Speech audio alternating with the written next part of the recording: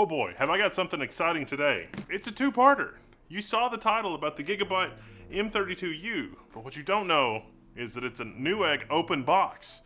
Steve from Gamers Nexus investigated some things with Newegg with open box. Let's see if they've learned anything.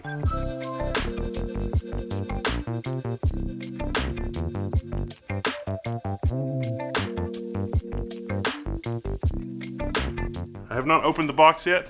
The current time is 3:51 on a Tuesday, the last day of May, as evidenced by our MSN page behind us, so, you know, can't easily fake that or whatever.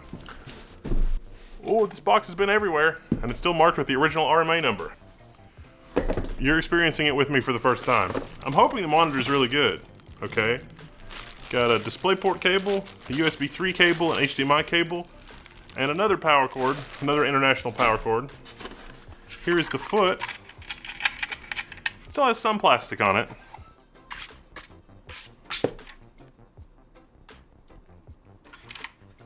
I won't stand for this. Alright, so the reason I picked this up is because a lot of you were really excited about this monitor. It was also like $200-300 off. Don't immediately see any problems. And a tiny bit of the plastic hasn't been peeled yet.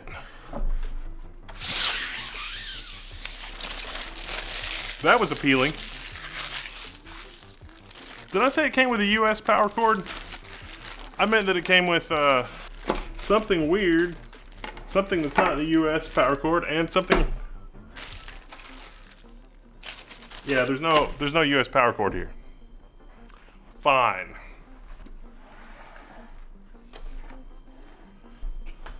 I'm definitely noticing some scuffing along the bottom here, but that's okay. Let's turn it on. So for our test signals, we're using this awesome AMD powered 5700G system from Minis Forum. Ultra certified cable, HDMI, ultra high speed. Don't worry, we'll test that on the cable tester. Well, it's not horribly broken. Now, aside from getting a little banged up in shipping, this actually doesn't look too bad. I mean, there's some stuff I need to clean on the display, and it's definitely worn in weird ways, having it, you know, be plastic on foam. But not bad so far. We need to test the other inputs, though. There's a lot more that can be wrong. We switched to DisplayPort, and DisplayPort's working. Well, that's encouraging. I need to do some full testing. But some of the other features about this monitor that set it apart from other monitors is that it has a built-in KVM switch. What? A monitor with a built-in KVM switch? And it's actually pretty good. It has USB-C, you see, for an input, which can carry both DisplayPort and USB. It also has USB Type-B. Now, USB Type-C has some caveats. If you want to run at 4K 144 Hz, chances are you're not going to be able to get the full USB 3 bandwidth. The reason for that is because you need display stream compression. When you use USB high speed over a USB-C cable, you take away one of the 4 pairs that's normally used for the DisplayPort signal. The DisplayPort signal can be up to 32 gigabit uncompressed. Something's got to give, and that's display stream compression. Now, it turns out Mac computers don't really support display stream compression. This is running at 144 Hertz on our little Minis Forum machine, which I'm actually kind of surprised that AMD GPU let me do that. I need to look into that. There may be more going on there than I realized, but I did pick 144 Hertz. I didn't think display stream compression was properly supported on Linux yet, but this is Manjaro, and this is the bleedingest edge of the bleedingest edge version of Manjaro that does have some experimental stuff on it. So that's maybe a video or an investigation for another day. But in the on-screen menu, you can set KVM, and it's like which input goes with the USB input and which input goes with USB-C. So if you plug your keyboard and your mouse into the USB ports on the bottom of the monitor, when you change inputs on your monitor, it'll redirect where your keyboard and your mouse go. Now, there are all kinds of problematic devices. SteelSeries, I'm looking at you. But typical devices, Logitech Lightspeed, other devices like that, they tend to work pretty well on these standard USB ports. And DACs like the Focusrite DACs, those are really buggy. They don't work super great by themselves. But other types of normal USB audio, it can work pretty good. And those things work pretty good through the level 1 tech. Separate KVM, a lot of separate KVMs as well. But to have it built into the monitor is a lot more convenient. And there's a lot more room to really polish that, because a lot of the squirreliness from a KVM comes with the handshaking the display part of it. Having everything connect directly to the display all the time removes that handshake. All you're really doing is changing the input on the display and doing some USB switchover. So it removes all the complexity. The total cost of materials, like the bill of materials for all that, is dramatically reduced. And initial testing on this is pretty good. But we need to do our display testing and our display calibration, our cable testing and everything else. Let's get to it. Let's go to the lab and deal with that. Oh yeah. You're gonna need the monitor to go to the lab with me too. So where we ended up was 115% of the sRGB, 79.4% of Adobe RGB, and 81.6% of the DCI P3. This is an IPS monitor, make no mistake, but it's also a gaming monitor. Can you use it for professional use? Yeah, you can. It's one of the better gaming IPS displays that there is. Honestly, the chase squares, especially like the turquoise on gray chase squares, is one of the better ones that we've seen. Now, when we talk about IPS monitors, we talk about IPS glow. Black is not really super black, but this monitor does have local dimming. So you can kind of cheat at the contrast ratio a little bit by turning off certain parts of the backlight. The problem is that doesn't really look very good. So I would recommend that you leave DCR turned off so that you don't use the dynamic contrast ratio thing. I don't think it looks particularly good, and when you're gaming and you have a dark area, it can actually be a little distracting. So I wouldn't really recommend that. And that kind of brings me to HDR. This monitor does support HDR, but I really wouldn't recommend that you use the HDR feature. There are other implementations of HDR that are a little better. I can also say that firmware, updating your monitor firmware, that's a thing. Yeah, that's a thing. And the initial numbers that I was getting for performance were a little worse, but then I looked and I was like, oh yeah, actually there is a firmware update for this monitor, which changes things with the monitor a little bit, and actually improved the input latency quite significantly. At 120 hertz, 144 hertz, you've only got a pre-processing delay of about 4 milliseconds. That's really good. With our Leo Bodnar, HD60 thing at a 60 FPS refresh, it buffers the frame for a little longer, about 11 milliseconds. But that's at a 60 hertz refresh. It actually reduces the amount of time that it buffers. So this is not really super dissimilar from other monitors we've seen where the panel's basically running at the highest rate all the time, and depending on how fast the input signal is coming in is how fast it's actually refreshing it. Meaning that even when you send it a 60 hertz signal, it's refreshing the panel in 1/144th of a second, and then holding the image there for the difference between 1/144th of a second and 1/60th of a second. It's probably easier to implement that way, and I don't really see a downside. It's just that when you go to measure latency, that kind of thing can trip you up if you aren't paying attention. So the latency on this monitor is actually quite good. It's less than 1 frame at 144 hertz, in other words. For the VESA Display HDR certification, it is VESA HDR 400, which means it should be around 400 nits brightness. Okay, that's not exactly what that means. Worst case scenario I measured was 370 CD per meter squared, I think is what that unit is. That's okay. It's not, the HDR is not going to be anything that's amazing, especially when you've seen what things like quantum dot or organic LED displays are capable of. But still, it's not bad. It's not bad for an IPS display. One other surprising feature I found was that 120 hertz on the HDMI inputs also worked. So for your console gaming, 120 hertz HDMI should be no problem.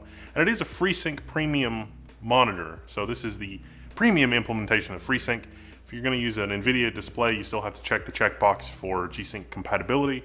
That did work, and it was awesome. So no complaints there. I also did some experimentation with the overdriver settings and also the native sRGB mode. So it does have a built-in sRGB mode that'll get a little bit better numbers than what I got, but it locks down most of the menu. So I'd rather manually get there for the sRGB mode as I did than with the other one. The other thing is in the on-screen menus for the overdriver, there's a smart overdriver which tries to look at your picture and then make determinations. And what overdriver does is basically it's overclocking the panel, but between the controller and the panel, not between the computer and the panel. And that means that if it's displaying a white pixel and then it knows it's going to display a gray pixel at some point later, it will try to, reverse polarity, reverse the voltages, cross the streams, whatever, to make the pixel change more quickly rather than just removing the voltage and letting the liquid crystal settle on its own. There's various, awesome techniques that are implemented in the circuit, and I'm vastly glossing over the awesome engineering that goes into that. You don't need it. This display is fast enough, and you only end up degrading the picture quality, so just leaving it on standard is fine, in my opinion. I only mention that because otherwise then somebody will ask about the overdriver, and in general the overdriver is more trouble than it's worth.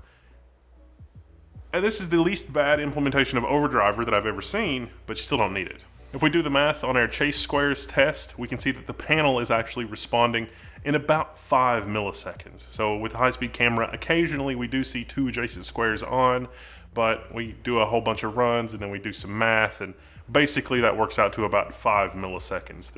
The rise and fall time here is about 5 milliseconds, which is really good when you consider 1/60th of a second is 16 milliseconds. So it's quite a bit faster than that, and definitely worthy of the high-speed gaming monitor thing. Is it 144 hertz? Does it happen in 1/144th of a second? 5 milliseconds. But for an IPS display, it's really good. Really, the worst thing about an IPS display is that it can't display black. No matter what you do, it can't. And if you've got something that's really bright next to some stuff that's really dark, you're gonna get some glow. That's just how that works. That's an IPS panel. It doesn't make it bad. It's just how the technology works. The KVM function, if you have a laptop, a USB-C laptop, or another portable device, it works with an iPad, but iPad wasn't really meant to display at 3840 by 2160 without looking a little weird, but it does work. I like this display a lot. I hadn't mentioned up till now that the display stand is height adjustable, but there's no rotation, so you're not going to be using this monitor in a portrait configuration. It has a very, very nice matte finish, and overall, I'm pretty happy with this display. 144 hertz.